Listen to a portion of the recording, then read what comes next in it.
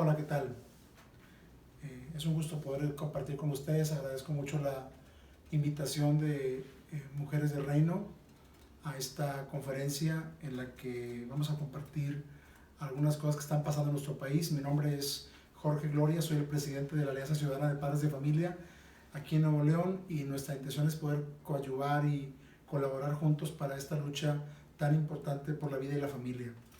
El día de hoy voy a hablarles acerca de un tema que está sonando mucho en redes sociales y que estamos impulsando, y es esta declaración que suena a manera de una protesta: a mis hijos los educo yo.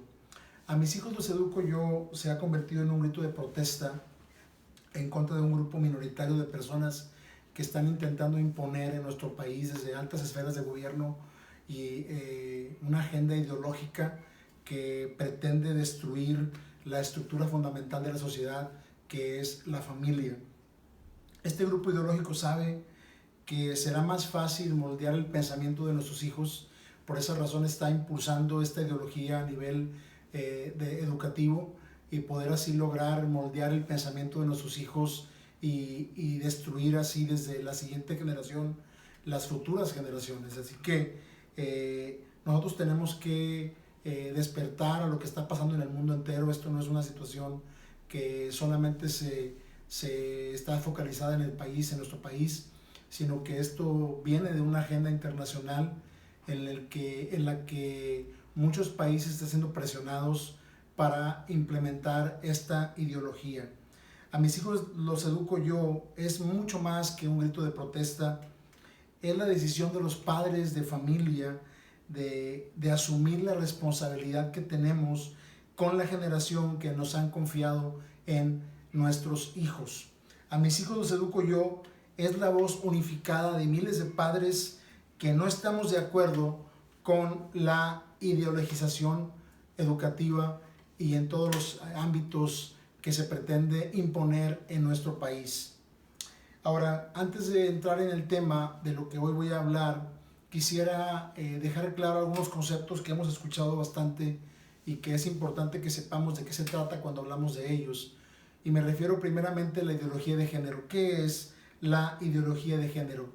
La ideología de género es una doctrina filosófica que pretende imponer una perspectiva antinatural sobre temas, en especial los de vida y de familia.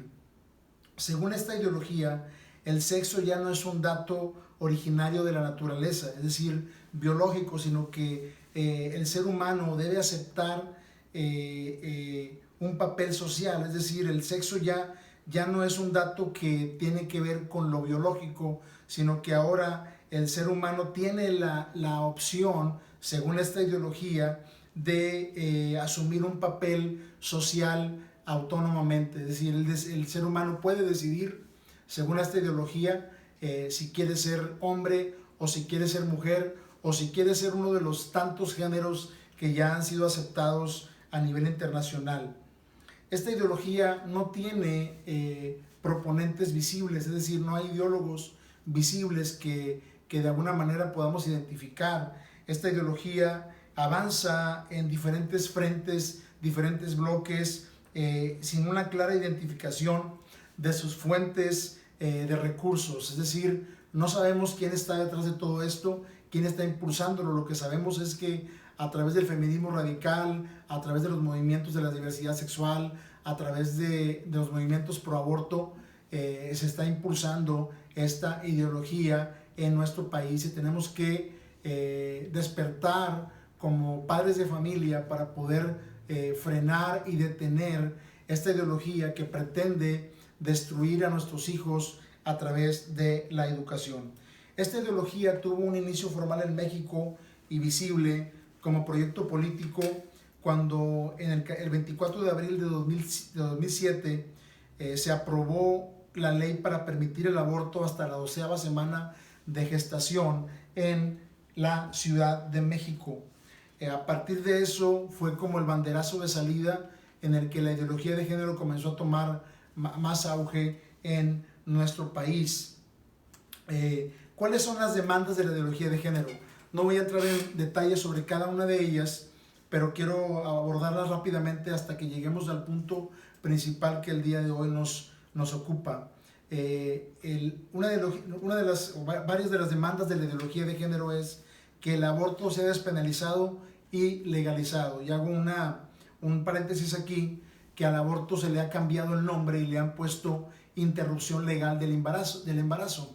Pero no es una interrupción, porque una interrupción es algo que uno puede reanudar. Cuando se hace una interrupción de algo, de una charla, de una plática, de un trabajo, se puede reanudar esa interrupción, pero una interrupción del embarazo no se puede reanudar.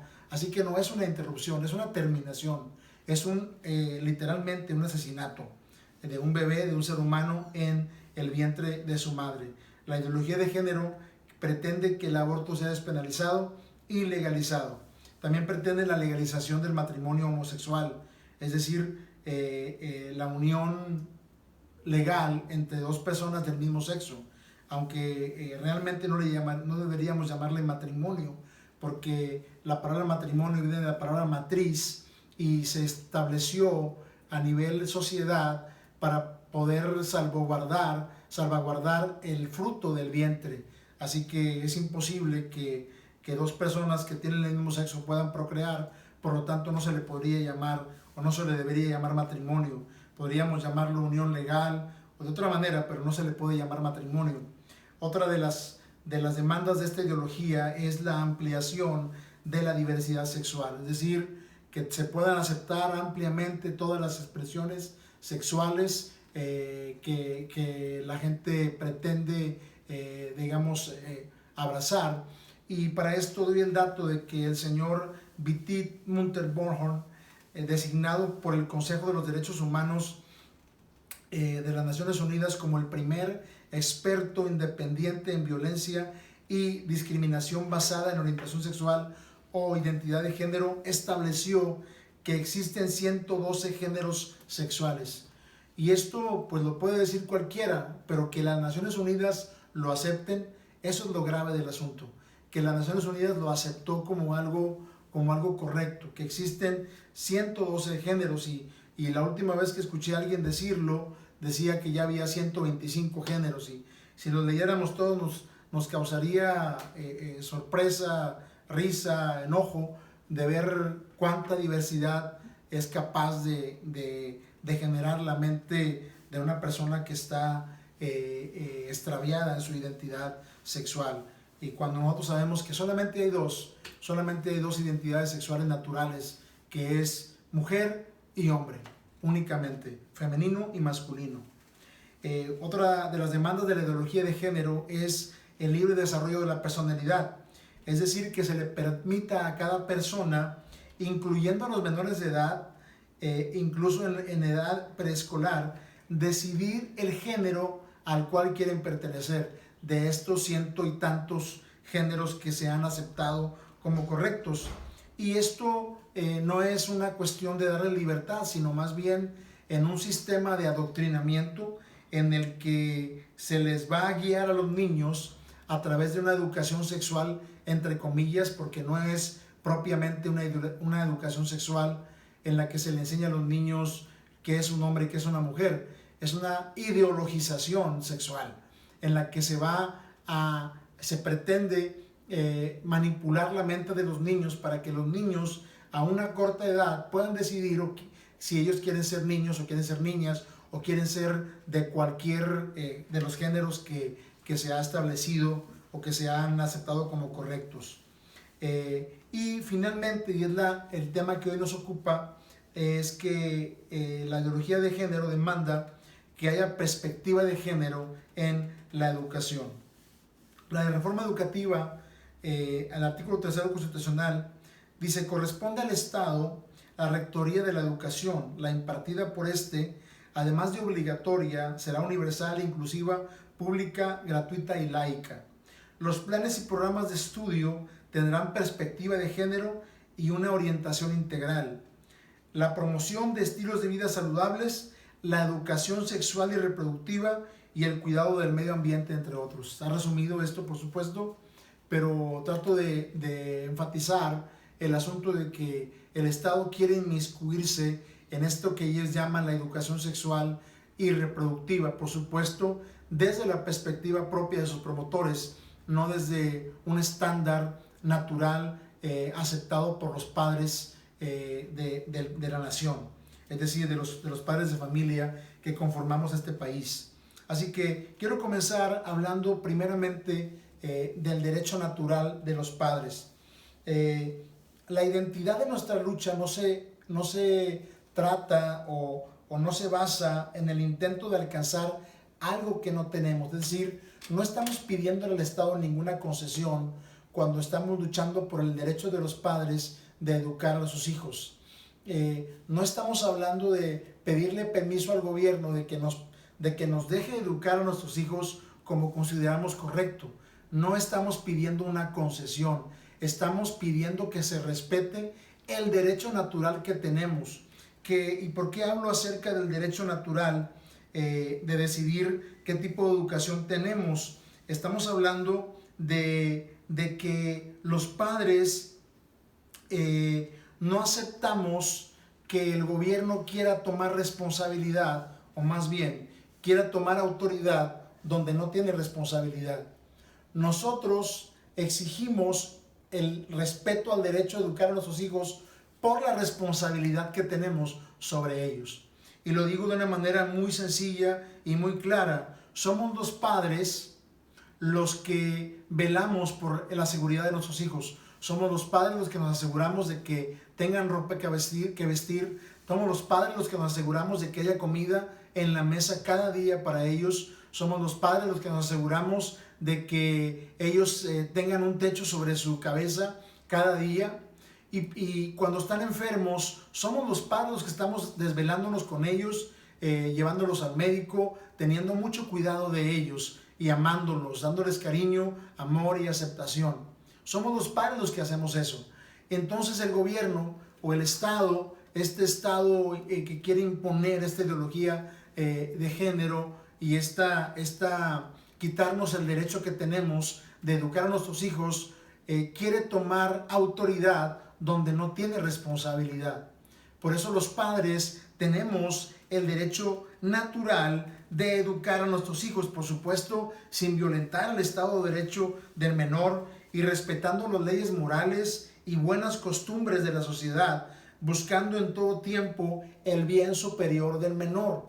Estamos completamente de acuerdo en que los niños no deben ser violentados. Estamos completamente de acuerdo en que los menores deben ser amados, cuidados, protegidos.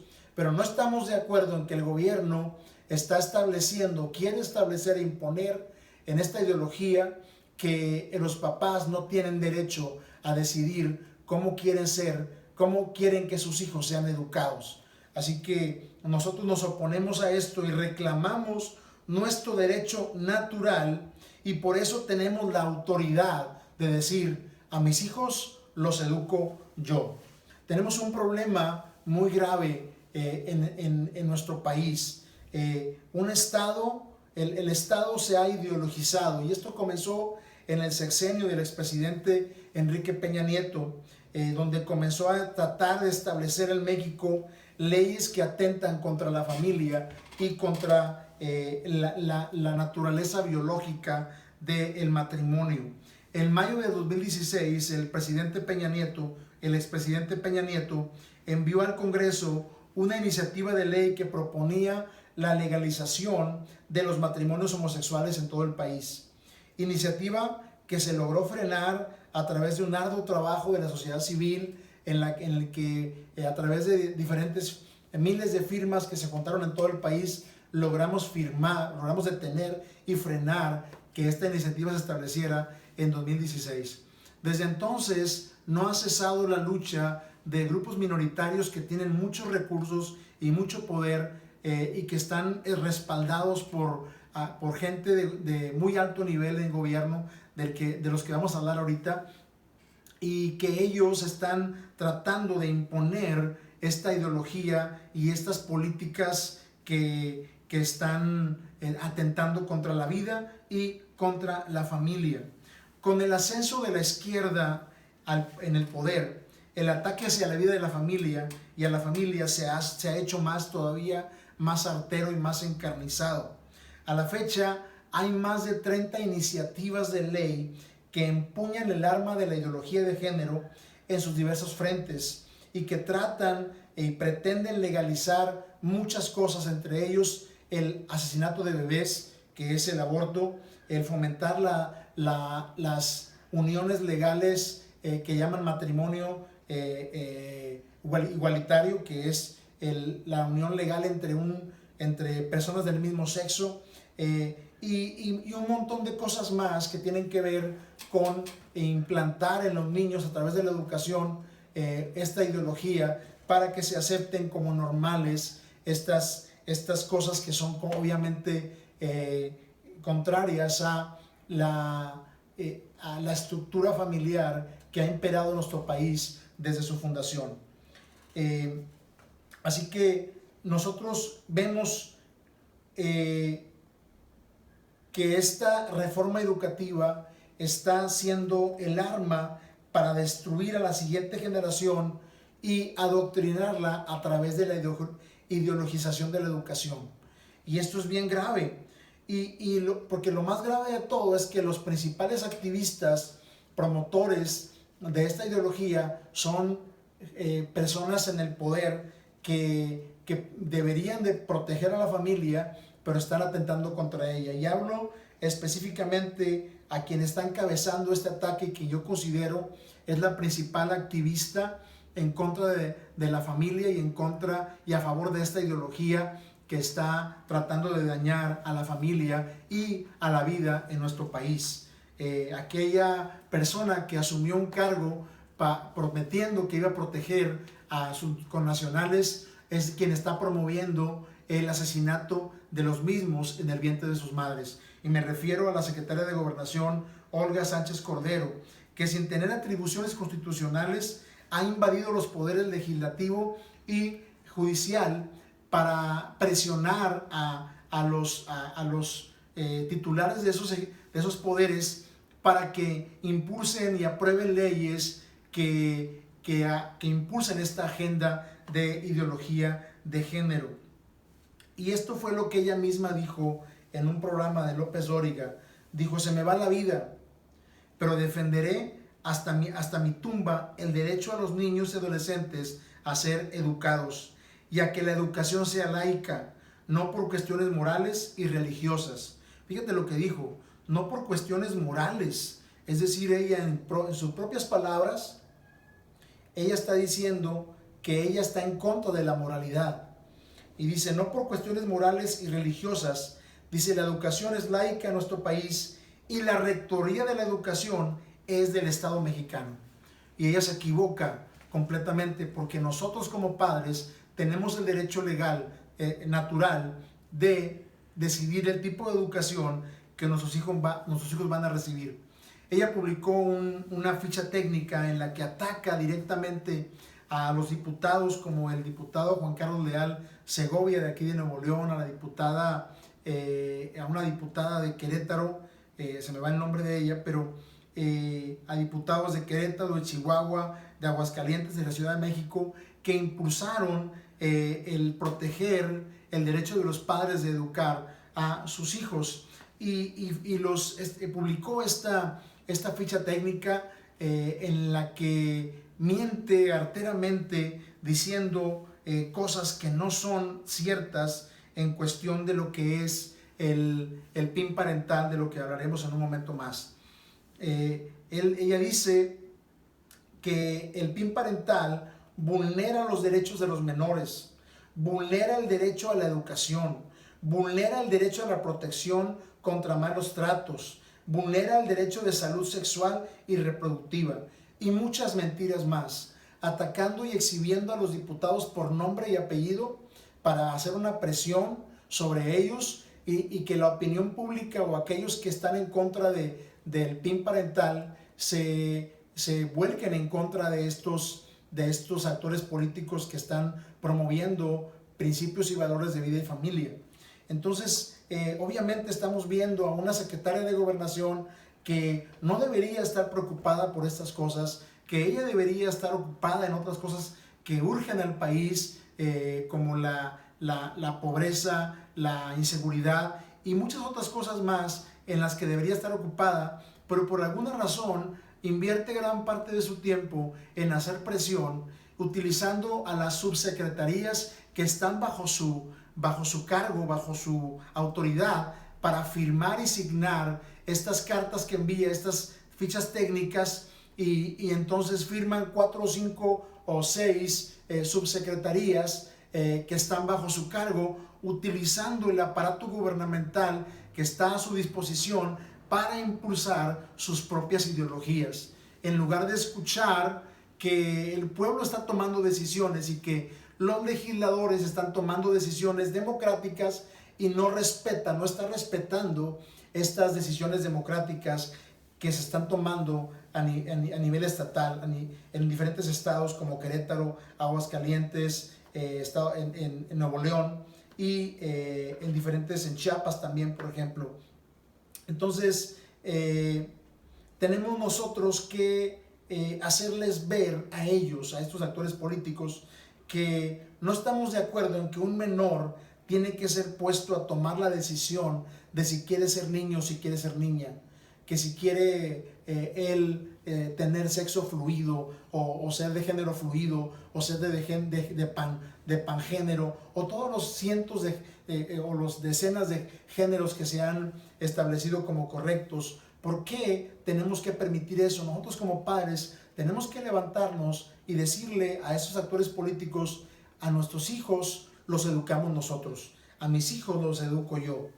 Y aquí no para la cosa. Existen más actores políticos en el Senado, como también en el Congreso de la Unión y en los congresos locales, que están impulsando esta agenda ideológica, aprovechando incluso la pandemia que se está viviendo hoy día en el país, aprovechando esto como una cortina de humo para impulsar la agenda y tratar de imponer o de aprovechar que los papás no se pueden manifestar afuera de los congresos porque son inmediatamente señalados como irresponsables por cuestión de la pandemia, pero ellos sí están impulsando su agenda a través de estas votaciones que están haciendo para imponer en la nación esta ideología. Y uno de los ejemplos más claros que tenemos es esta propuesta que hizo el diputado Temístocles Villanueva, en la que se criminaliza y se castiga con cárcel a cualquier persona que aplique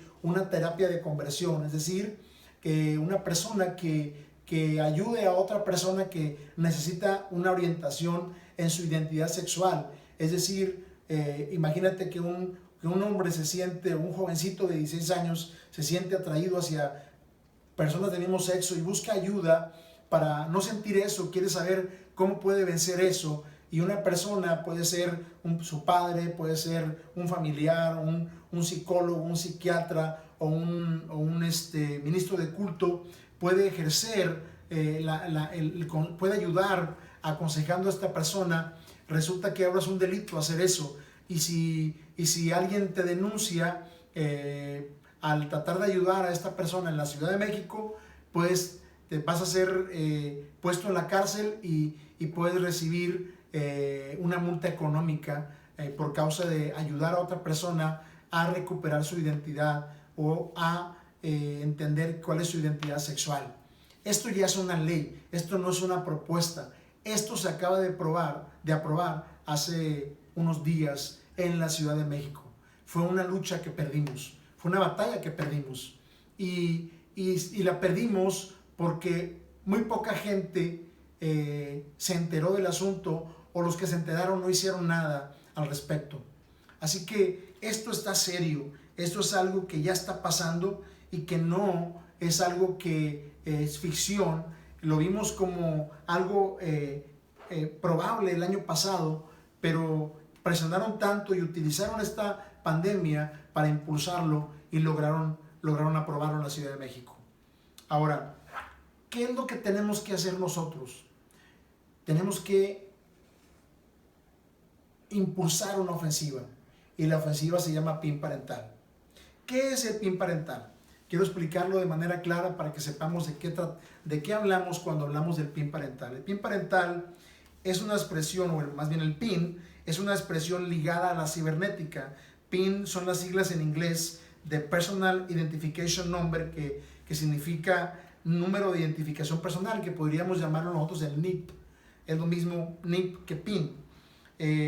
Y es como una especie de contraseña que usamos para transacciones bancarias, tarjetas de débito, de crédito, e incluso para desbloquear un dispositivo electrónico al que solamente nosotros queremos tener acceso. Ese término comenzó a utilizarse en España para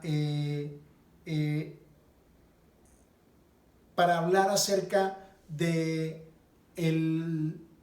la decisión de los padres de proteger a sus hijos de los contenidos que están en internet o en la televisión, y el padre comenzó a utilizar esto como el PIN parental para proteger a sus hijos de programas de violencia, programas de sexo, cuestiones que tuvieran que ver con algo dañino para su desarrollo.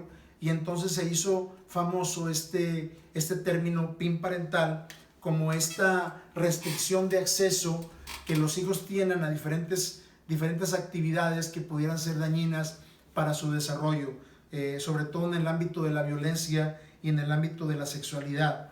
Entonces, cuando nosotros hablamos del PIN parental, hablamos de esta iniciativa que impulsó en 2019 la alianza entre dos partidos políticos en España, que es el partido Vox y Ciudadanos, y adoptaron esta expresión para referirse a esta autorización que los padres dan a sus hijos de qué es lo que pueden o no pueden ver en televisión, en las diferentes redes sociales o en el internet. Así que el PIN parental vino a hacer eso, como una clave de acceso que los padres queremos tener para proteger a nuestros hijos. El planteamiento de Vox es que el PIN parental se convierta en una política educativa que permita a los padres decidir si sus hijos acceden a contenidos que se consideren intrusivos para la conciencia o la intimidad del menor. Y esto obviamente generó un montón de reacciones, y el propio presidente de España impulsó Pedro Sánchez se llama, interpuso un recurso para detener el PIN parental ante la Suprema Corte de Justicia de Murcia, y que fue la región donde se implementó el PIN parental. Y entonces se discutió, se deliberó y se archivó esa petición del presidente, y actualmente sigue vigente el PIN parental en Murcia. Esto hizo pues fue como una influencia en todo el mundo, y en México el concepto fue traído a este país por el diputado Juan Carlos Leal Segovia, que es un diputado de aquí, de Nuevo León, y que lo conocemos porque es un diputado que ha sido muy valiente al impulsar reformas y propuestas de ley en las que se protege la vida y la familia. Él fue el que presentó en enero de 2020 en Monterrey, en Nuevo León, esta figura del PIN parental, y luego empezó a comenzar a tener eco en diferentes estados de la República, como Aguascalientes, Querétaro, Chihuahua, donde logró tener un impulso muy fuerte, y fue en Aguascalientes donde por unanimidad se aceptó el PIN parental. Esto generó, igual que en España, una ola de reacciones encabezadas por la secretaria de Gobernación, Olga Sánchez Cordero, en la que condenó completamente esta decisión del Congreso de Aguascalientes, entrometiéndose el Poder Ejecutivo en el Poder Legislativo, lo cual no debe ser, porque si los diputados fueron designados, o más bien fueron elegidos por voluntad popular, son representantes del pueblo, y el Poder Ejecutivo tiene que respetar la decisión que el pueblo ha tomado a través de sus diputados. Pero no es así, no ha sido así con el gobierno, en el gobierno o más bien en este puesto que encabeza la titular de Gobernación, Olga Sánchez Cordero. Ha sido intrusiva, al tratar de exhibir, de manipular, de presionar a los diputados para que no apoyen el PIN parental. Sucedió en Nuevo León y en Chihuahua y Chiapas también. Así que nosotros tenemos que entender que eso es una lucha en la que vamos a tener que llegar a últimas consecuencias. Fue impugnada esta ley que se estableció en Aguascalientes por la Comisión de los Derechos Humanos del Estado y como lo dije anteriormente, impulsada esta impugnación por la propia Secretaria de Gobernación. Así que el PIN parental es solamente una forma de llamarle al derecho preferente que tenemos los padres de elegir el tipo de educación que nuestros hijos deben tener y los contenidos a los cuales pueden tener acceso. Eso es lo que estamos reclamando, nuestro derecho natural. No estamos, como dije al principio, pidiendo ninguna concesión al gobierno. Estamos diciendo, a mis hijos los educo yo, porque quiero recordarle al gobierno que nuestro derecho a educar a nuestros hijos es inalienable. No nos pueden separar de eso, así como no nos pueden separar de nuestro derecho o nuestra responsabilidad de cuidarlos, amarlos, alimentarlos, vestirlos y darles un techo. Tampoco pueden quitarnos el derecho de educarlos y de decidir la educación que ellos deben tener. Y nosotros lucharemos hasta las últimas consecuencias, incluso lucharemos a través de nuestro voto. Y les decimos a los diputados que se han sumado en contra de la familia y a favor de la ideología de género, les decimos, a nuestros hijos los educamos nosotros, a mis hijos los educo yo, y ganaremos esta batalla ahora o en las urnas, porque es momento de que despertemos y empecemos a ubicar quiénes son aquellos que están en contra de la familia y no darles nuestros votos, no permitir que sigan allí porque los pusimos allí nosotros a través de nuestros votos. Ellos llegaron ahí con mentiras, ellos no hablaron de esto en sus campañas políticas, ellos no hablaron nada de esto en sus campañas políticas, sino hasta que llegaron ahí, entonces se quitaron la máscara y comenzaron a impulsar esta agenda internacional en contra de la familia. Finalmente quiero terminar diciéndote lo siguiente. Tenemos la falsa idea de que los legisladores al final de cuentas harán lo que ellos quieran y no nos van a hacer caso cuando levantamos la voz. Pero créeme lo que te voy a decir. Créanme, mujeres, hombres, quienes estén escuchando esta conferencia. Si hay algo que le tiene miedo un político, es a un pueblo que levanta su voz y dice, no estoy de acuerdo con lo que estás haciendo.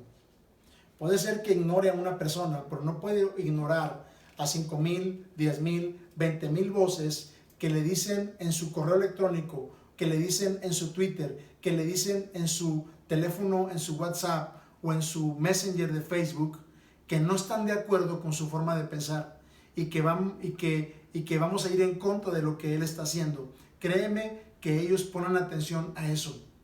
Y hemos logrado frenar la iniciativa que se iba a aprobar hace un par de semanas, en la que la Suprema Corte de Justicia de la Nación iba a atender un amparo del gobierno de Veracruz para establecer el aborto en Veracruz. Si la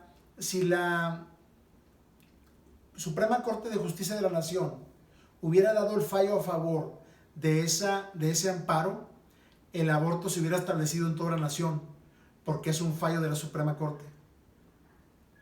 Entonces, ¿qué es lo que hicimos? Nos organizamos y comenzamos a luchar, comenzamos a pelear. Se hizo una campaña de redes sociales, logramos hacernos oír, fuimos tendencia en Twitter y logramos que nuestra voz se escuchara y les dijimos sí a la vida. México no es abortista, México es pro vida. Y comenzamos a hablar y a mandarles mensajes privados a todos los ministros de la Suprema Corte de Justicia de la Nación de la primera sala, y cuando votaron, de los 5 ministros, solamente el ministro proponente fue el que votó por iniciativa, los otros 4 ministros no votaron.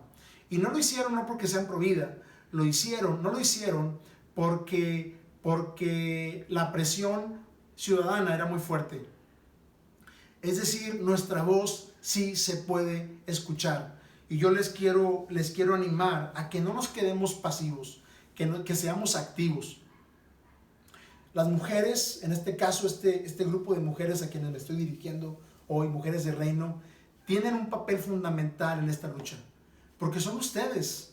Ustedes son en gran medida en ese asunto del aborto quienes son protagonistas de este asunto, de este tema tan importante. Porque son ustedes los que en quienes se gesta la vida dentro de sus vientres. Así que su papel es fundamental en esta lucha. Yo les quiero animar a que no seamos pasivos, seamos activos. No seamos reactivos, es decir, que no solamente reaccionemos cuando viene una lucha en contra de nosotros o se levanta una iniciativa de ley en contra, sino que seamos proactivos al nosotros proponer, al levantar la voz antes de que tengamos encima la guerra. Así que yo les quiero decir que nosotros tenemos el poder en nuestras manos y si alzamos la voz, ellos van a escuchar y tienen que hacer lo que el pueblo levanta su voz para hacer, para que lo que el pueblo levanta su voz para expresar su decisión y su deseo de proteger a la familia. La gran mayoría de los mexicanos es pro vida. La gran mayoría de los mexicanos está en contra de la ideología de género, pero el problema es que la gran mayoría de los mexicanos se queda callado. Ese es el problema que tenemos. El mayor problema al que nos enfrentamos es la pasividad de nuestro pueblo. Así que yo les invito, mujeres de reino, les invito a todos nuestro auditorio a través de este video, que se sumen a esta lucha a través de Mujeres de Reino. Entra a la página de Mujeres de Reino. Les invito a entrar a la página de Alianza Ciudadana de Padres de Familia. Denle like a la página, no porque queremos tener más adeptos, sino porque necesitamos una fuerza de lucha mayor que se una con nosotros en esta guerra para defender a la siguiente generación, que son sus hijos y son mis hijos. Yo soy padre de 3 hijos biológicos, un hijo adoptivo y una hija de acogimiento familiar. Yo sé y estoy completamente comprometido con la educación de mis hijos, y yo no voy a permitir que el Estado venga a decirme cómo debo educarlos, pero voy a luchar y voy a alzar mi voz y voy a invitar a otros a alzar su voz para que se unan a las voces de miles de padres que hacemos una sola voz y le decimos a este país, y le decimos a los proponentes de la ideología de género, y les decimos a estos gobernantes que quieren imponer esta ideología en nuestro país: a mis hijos los educo yo. Muchas gracias.